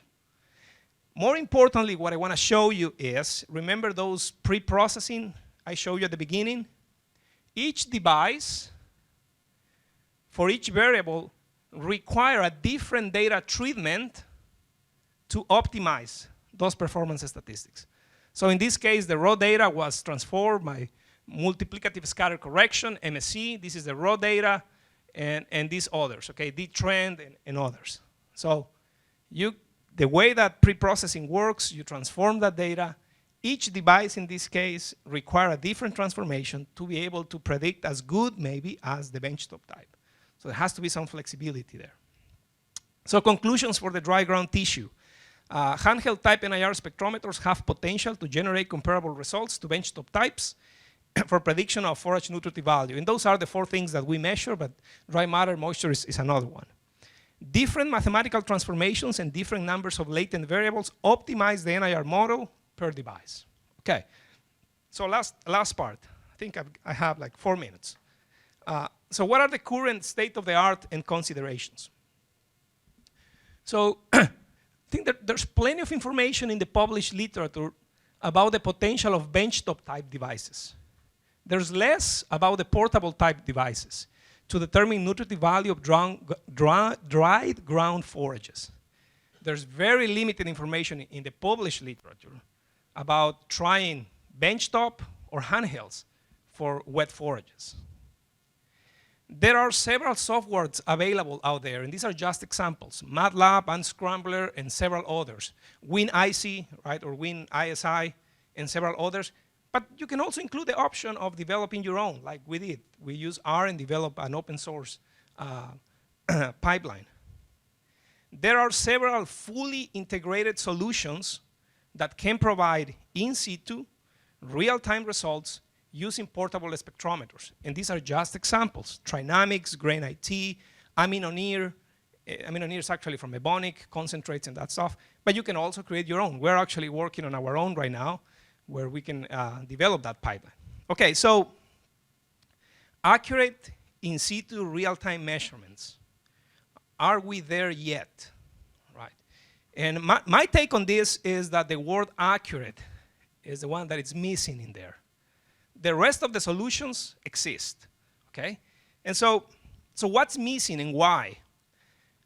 Two things mainly. We need to design standard sampling protocols in the field, and you need to develop NIR models with local data. So in terms of, we have talked about this moisture sample preparation and presentation of the sample to the device. Now let me show you a little bit of a different perspective from the view of the spectra, which is actually what the device is collecting. Same database, same sample scanned wet and dry. You can see how the spectra shifts, right? This is some work we did with oil palm. You know, we have branched out a little bit because there has been interest. This is a dry cut sample, and this is a dry ground sample. You can see how the spectra shifts in there. They're different. Now, this is a sample. I pull out these 3 samples, high protein, low protein, and medium protein, and I pull the spectra, and I'm gonna zoom this out for you. Notice this. The sample with the medium concentration of protein, purple, is always in between the red and the blue line, anywhere in the range of the spectra. Sometimes the red one is on top, the blue one is on top, sometimes the blue one is at the bottom. But the purple one is always in the middle. So it's because of those differences in the spectra that we're able to relate this spectra to wet chemistry. If this spectra is shifted by moisture or is shifted by grinding, then basically we lose the ability to pick up those differences because suddenly the spectra is just jumping everywhere. Now, sampling has been an issue in wet chemistry, and there's theory about that, and it's the same for NIR. So here's samples that were just a handful of samples, 200 grams. If we were to use a handheld device, that's probably the area that's going to be sampled with that device. So are we capturing the variation of that sample? Probably not. You could also slide a scanner on top of it. Okay, that's another option. Now, this is an example of successful standard sampling protocol for a portable device. I understand this is a Grassland meeting, and this is some work we did in tobacco. But tobacco is pretty important in North Carolina and Kentucky as well. And so we actually looked at sugars and alkaloids in processed and unprocessed tobacco leaves. Okay, so that's pretty much how the experiment looked like. Processed sample, unprocessed samples. Here's the spectra. So of course, it's the exact same sample. It's just that one was processed, the other one was not. You can see how the spectra change. But we were consistent when we took those measurements, if you wish. We used the same bended rule to measure everybody, if you wish. So we were consistent. So these are the results. When we looked at the ground data, and this is reducing sugars, alkaloids, and nicotine, okay, you can see how well the points align around that slope 1 line. When we looked at the unground, unprocessed, it's pretty consistent too. So in this particular case, we could use portable devices with quite a bit of confidence.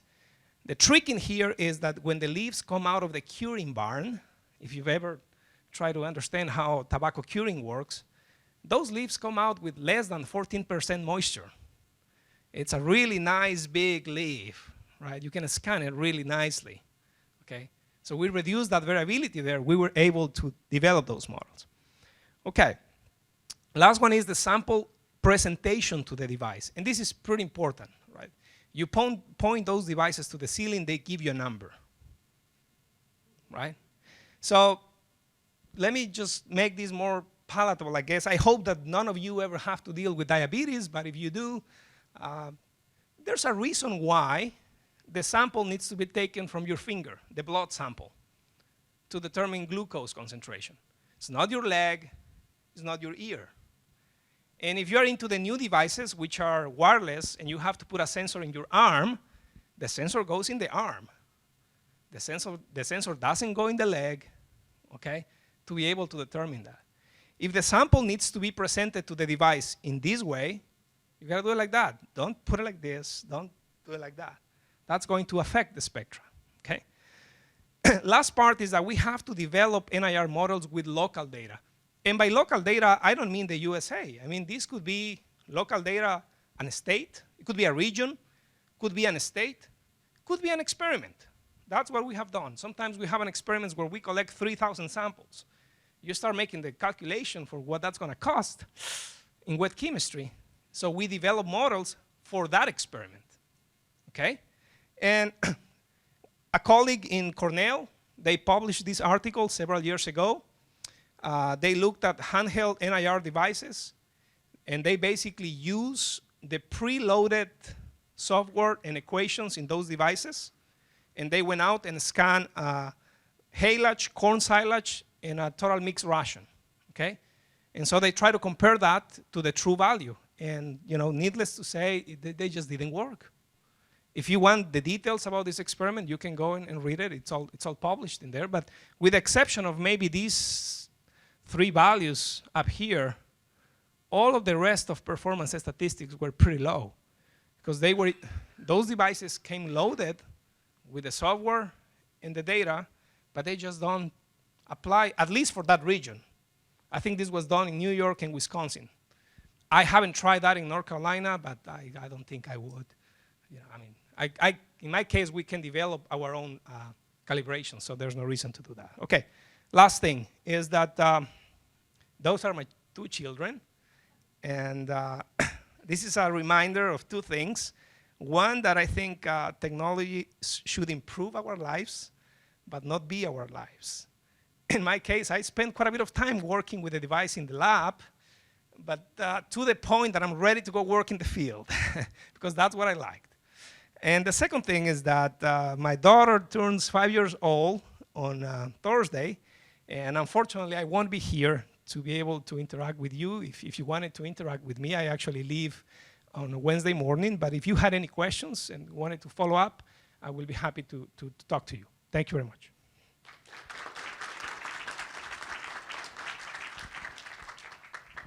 Okay, go ahead and stay up here, Miguel. We're going to invite all of our speakers back up.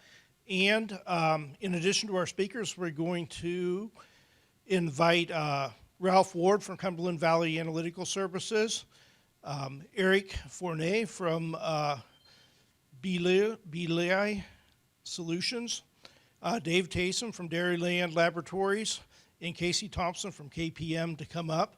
And we're going to have a panel discussion now with the topic being global adoption and utilization of NIR technology. So let's get a couple chairs up here. Can you bring a couple chairs up, Alex?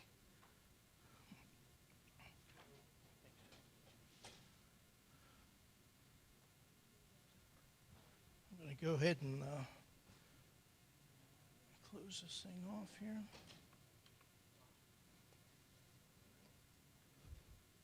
Don't hide behind the podium here. Come on out here a little bit. We'll scoot you down. Yeah, you stay right there, yeah. We have all of our speakers up? Okay, so this panel discussion is open to questions from the audience. We did develop some questions prior to the symposium. So the topic is really, what do we need to do to increase adoption of NIRS technology worldwide? So can you just go through each panelist and introduce yourself, and then just tell us a little bit if you have any international experience with NIR? Good afternoon, Ralph Ward, Cumberland Valley Analytical Services. We do have, as a laboratory, long-term international experience. We support a number of affiliate laboratories that perform NIR analysis. I would say that it certainly offers opportunities, but to do it right, there's a lot involved in that process. Okay. Thanks, Ralph. I'm Dave Taysom with Dairyland Laboratories. The answer is yes, we do quite a bit of work internationally, much like Ralph and other labs as well. It's a viable option, it's a good option, but like any options, it's not without challenges and not without problems. Casey Thompson, I'm with KPM Analytics, and we do as well do it internationally, and we are seeing growing in that field as well. So I guess Miguel Castillo with NC State University. Yes, I do work internationally, but more importantly, we've tried this pipeline we have for NIR with other crops like sugar cane and oil palms and cacao, and so that's and tobacco as well. So we have also applied it to the first 3 crops wouldn't grow in this part of the world. So that's international work, I guess. Arnold Eilert with Blue Sun Scientific, and yes, I do help facilitate international analyses as well. Our instrumentation is used internationally for forages and so forth, yes. David McIntosh, and my international experience was a group visiting probably, I think it was last fall from Africa. It was a lot of what we would call like extension agents. They came in, I think they were USDA fellows. It was a group of about 30 people that were here for 6 weeks for the summer. They toured not what they wanted to tour. They wanted to tour small farms, more like what they were used to at home. And what they had seen are big factories, big farms, big industry. And when they came into the NIR lab, it's funny because most of them had degrees in chemistry and things that I could not expect. And what happened that day was I showed them how fast you could get results in a minute and across all those constituents. And everyone got quiet. I'm thinking, oh, I screwed up. What have I done? And their minds are just blown how fast that light produced results. And one lady, she's telling me her project about crickets and also grasshoppers that they feed to animals. And had she had that device, her life would have been a whole lot easier. So. Hi, my name is Eric. Actually, I am from a lab. I'm running a lab in Canada, so I am international to you guys. I don't know if that counts, Eric. So yes, I've seen that being local is more easy, and I do run local businesses. I'm not going international, so I'm not competitors to those guys. So I have a lot of experience in NIR, and I have a degrees in spectroscopy, so I've been working with spectroscopy all my life. So it's quite interesting to see the knowledge of the people around in the industry about the NIRs and what it can do. So I have All right, we'll open it up to questions from the audience. Do you have a question for the panelists? Go ahead. Thank you. My name is Peter. I'm from Nigeria. Yeah, I think I'm very, very happy to be here. And I think I've met with 2 persons here today. Dr. Castillo, I was with you online last year. Yeah, I'm from North Carolina, Agricultural and Technical State University. Yeah, I'm there for a research position, and I'll be going back to Nigeria next month. Yeah, you talked about cocoa and some other thing, oil palm which is majorly from Africa, I guess. And I want to appreciate that. But you people been talking about international relations. How do you want to help us in Africa, especially Nigeria? I spoke with you today. Yeah. And going by the bench top, the prices are high for us. And I think the portable near infrared are actually, well, okay. But even at that, you need calibration and all the rest, and it's take a bunch of money. So how do you people help open up your maybe calibrations to us in Africa to make do? And I want you to also understand that for us in forage in Africa and the ones we have here, they're almost totally 2 different kind of forages for animals. For instance, if you try something like megatitus, the NDF is as high as 70, 72, and compared to Timothy grass here and all the rest like that. So what are you trying to do to open up yourself to us about helping us in terms of calibrations and the rest? Well, I will still see Dr. Castillo. I think we need to talk. Okay, good to meet you. I think I remember you. Let me just start by saying, I guess, you know, I am sitting here as a researcher at a university, and then my colleagues here are laboratories that offer service of analysis, right? And so it's a little bit a different perspective. In my case, the consideration I would mention is that I don't know that the question is how do you give us the calibrations. I think the question would be how do we work together to develop calibrations in your country for the specific crop, for the specific region. And so I would see it from the perspective as a researcher that could collaborate, or as a laboratory that has an interest to provide service to the clients over there. The work of the calibration needs to be done, and that is still going to require resources. So you cannot, clicking is free once you have the device, but you have to have the right calibrations and models to predict that chemical entity of interest. And so I would think that and I speak for me, you guys can speak, is you have to develop locally the calibrations for what you need. So could we ask Dave and Ralph, how do the equations that you guys are using internationally, how are they performing, and have you adjusted those equations to take into account international samples? Certainly. As all answers, it really depends, right? You should be an extension. Well, I'll be open about it. In our experience, we can measure corn silage worldwide, all right? We can. I don't care if it's heavy dent, if it's flowery, endosperm type.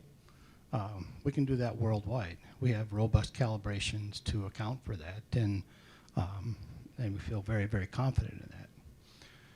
When you talk some of the specifics, like in the example that you brought up, we turn around and ask, what is the application and what is your accuracy demands, okay?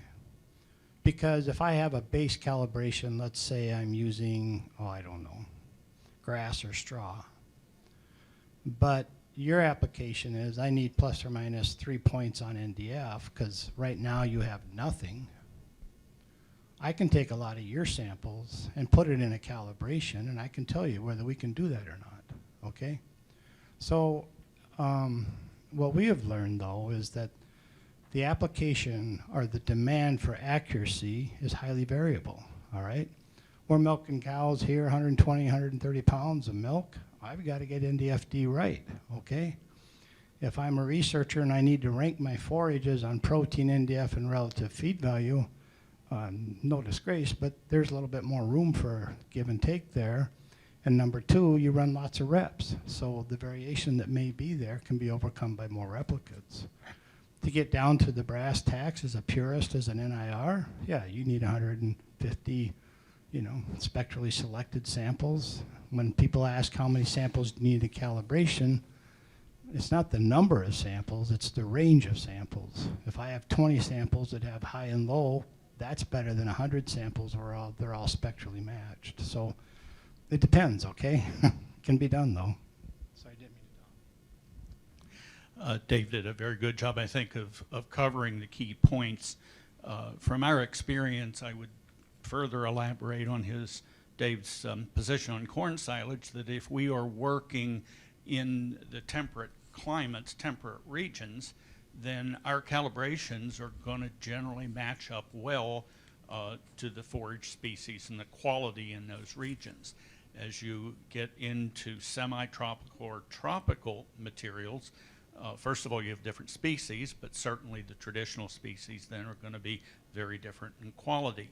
It will be difficult for us to apply standard equations in those settings. so we will need to develop calibrations. I would make the point, it was well said, it's a resource issue. And what I would strongly advocate is for anybody that is looking to develop equations in areas that do not have or need equation development, you need to sit down and aggressively model your approach to best utilize the resources to meet a calibration objective. And so if you start the project correctly, you can be much more efficient than simply jumping in and say, I'm going to collect 200 samples, analyze them by chemistry, and then develop a calibration. You may find that 80% of those samples fall in a narrow range and don't bring diversity to the equation. So establishing an approach, I think, is critical. Second point is we put all kinds of numbers on our report because that's what keeps us in business. In the US, you have key constituents that you can use to model and make progress in diet formulation. Focus on those key nutrients to begin with. And then Dave's point about the needed accuracy, that's a key point. How far do you need to go? Having some information is better than where you may be. And in that case, we can put calibrations together with many fewer samples to capture that initial diversity. Can I just ask a quick question, kind of as a follow-up? If you're looking at developing equations for international samples, would it be better to develop standalone equations or take equations that you already have and add samples to those equations to make them more robust for international samples? My position would be is how variable or how different are those species or analysis from a local set of materials. If they're significantly different, I probably would start over. I would not want to start with a base that is very inconsistent with where I want to end up. Just made a point there. I think in terms of the numbers of samples, sometimes you can get to the point where additional samples are redundancy. Mm-hmm. But they're not helping on develop anything more robust, just more of the same. Right. Okay, we'll start here. I would like to mention something about production and research, the difference between two approaches. Like as Dave mentioned about trying to. Yeah, like David mentioned about trying to capture the variation, right, in that population, and that will probably dictate the number of samples, and then you're going to have a robust variation. We create the treatments in research to actually to create the difference, right?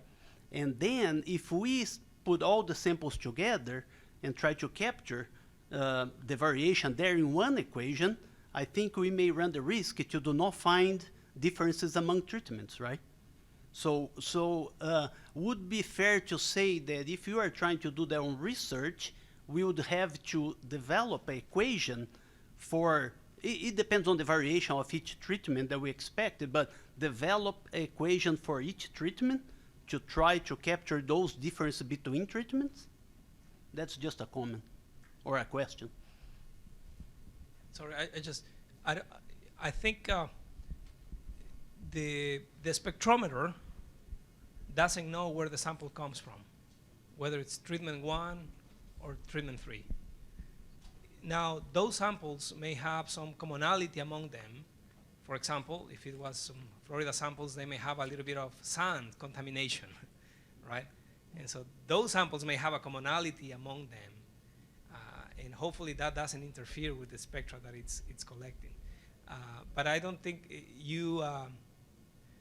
I think the goal here is that NIR mimics what wet chemistry does.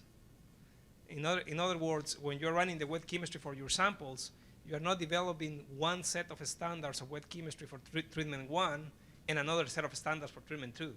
You have one set of standards for the whole samples in the experiment, and you run every exact same thing here. You have an experiment. Now, the thing is, I guess, the key is that the development of the calibration, you need to capture the variation. If let's say your experiment was about weed management, and all of your treatments received excess nitrogen, phosphorus nutrients, right? And they may all come out with, you may have 2,000 samples, but they all have 15% protein. I mean, it'd be hard to develop calibration when, even though you have 2,000 samples, all of them have 15% protein. You don't have the range to develop that nice calibration. So that's maybe, did I answer? Yeah. I was wondering, such as the moisture, right? That we talk about how the moisture in those samples can change the relationship between the true value and the NIR value, like the wet chemistry, not the true story, the wet chemistry and the NIR value. So may there be some other components such as polyphenols or NDX or ADF or whatever you want to say that also may affect that relationship, and then maybe the goal of the trial Yeah. to manipulate those, and then you understand. Yeah, it's like but similar to the moisture. right. I just mentioned. Moisture is really, to me, the key one, because all the rations that are balanced on dry matter concentration. And to me, at least, a sample is dry enough when it has reached consistent weight. It doesn't matter if I leave it in the oven for 1 more week or 1 more month, it won't lose any more moisture. It's just dry with that method. So one thing, for example, that we do is, regardless of whether the samples are dry, the night before we're going to scan, we put them back in a drying oven.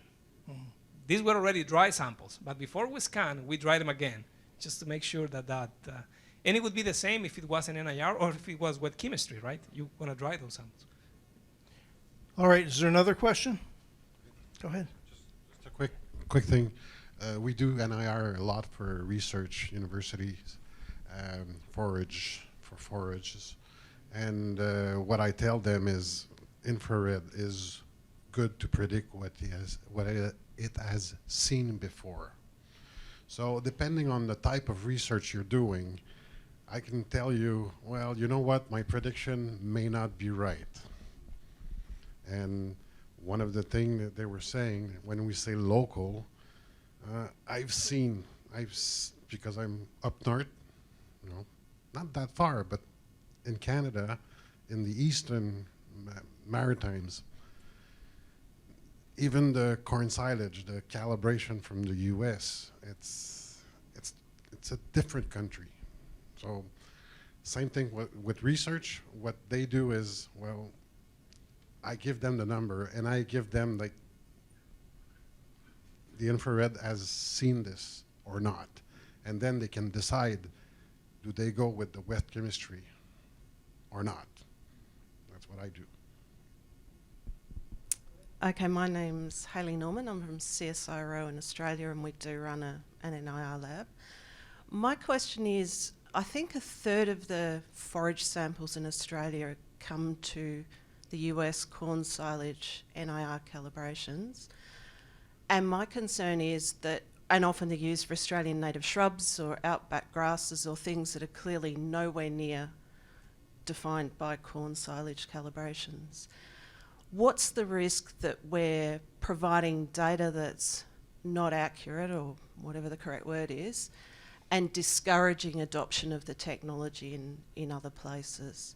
So how do we manage that balance between promoting the technology but then not using it appropriately in such a way that it discourages the technology? I'll go for it. So with that, you would want to work with looking at the calibration and the data themselves. So we would look at the spectra from what you're scanning and the calibration it's compared to, and you would be able to figure out if it is a good fit for that calibration, if it looks like the rest of it, or if it does deserve its own. So by comparing those two things together, you'll know if you're doing good on those products or if you're discouraging the use of NIR there. I think, yeah. So her question was, do commercial laboratories do that? I think what you're trying to answer, and it's a very good question, is how do you keep people from taking a technology that is good and accurate and reliable, but adapting it to their circumstances because they don't have the wherewithal to make those decisions. That's how I view it, okay? And despite our best attempts, there's always going to be failures. So specific to our company is we don't allow end users to make their own predictions. They have to send the NIR to our database, and it has to be a Dairyland employee that reviews the data to make sure it's fit, okay? Does that catch all of them? No, it doesn't catch all of them. But we don't have any more success getting our own internal lab people to accurately describe a sample than we do people from Australia, South Africa, or whatever. It's just human nature. And so we try to build tools around that, you know. Is it fail-proof? No, but it's a lot better than it was 10 years ago. But we always get people to say, well, I just want to run it, you know, I just need a number. Well, I'm sorry, but I don't know if that helps, but, you know, yes, there's always going to be people. NIR is a fantastic tool. It is, right? It's just the most, we could never do what we do now that we did 10 years ago. So Let's take one more question, then we're going to have to adjourn. Yeah, if I could follow up on that, because I think that is a key point, a question and a key point to be made. NIR is an excellent technology. It's the application. And where we lack as an industry is in communication between the user and the lab, in defining where it works, where it does not, and then the need to have an understanding of where it works and where it does not. And the realization, a lot of times we get feedback that says, I don't care if it doesn't predict right, I need information, I need it now, and I need it at a given cost. And the alternative to saying that it doesn't run by NIR is, oh, you need to spend 50 or 60 US dollars to characterize this. Well, that's probably a non-starter. So what am I going to do? I'm going to take an imperfect application and engage the model, and then it's perceived as not necessarily a win or substandard analysis.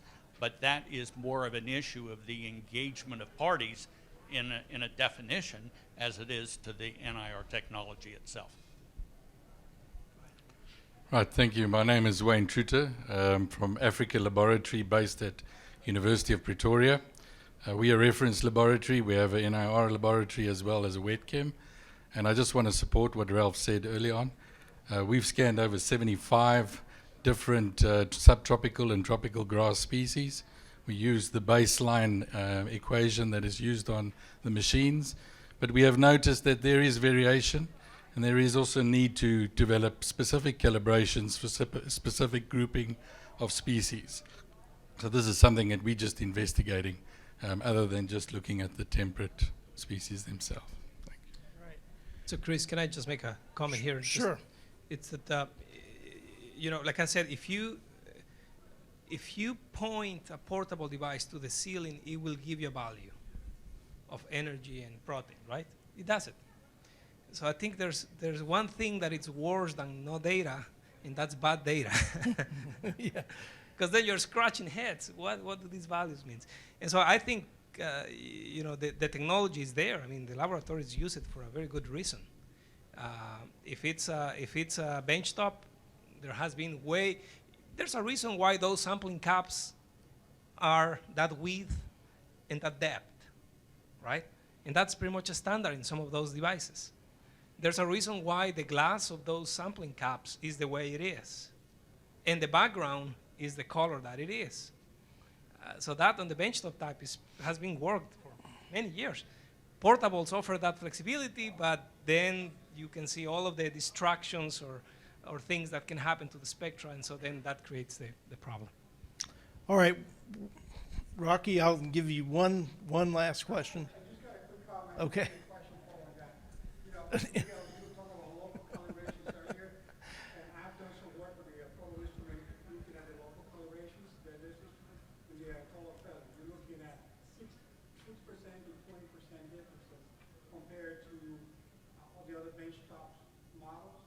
So my advice is that if you're going to buy a photo LiDAR system, make sure that it's a portable system you can also upgrade the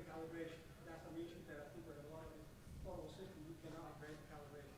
Following that, my question is, do you guys think that we need to be looking at local cloud-based calibration systems where everybody might be able to provide data and information to make it more robust and be used globally? I think, you have to think what you mean by local. In my case, what I meant by local is not geographical limitation or race or political affiliation. I meant local that captures the variation of what's of interest. If I have a really good equation that predicts energy protein of corn in Tennessee, I don't know if that will predict that in Peru, but in Tennessee it works really well, and they can prove it. So that would be a local one, if you wish for. That's what I meant by local. Now there is, in the devices, there is an algorithm now that it's called local, but it does something different. And so it's a different local, what we're talking about, what I refer to local, and what the software does and calls local. All right, I think we're going to have to call it quits on the panel. Let's thank our panelists real quick. Thank you for attending the thematic session on NIRS. We appreciate it, and have a good meeting.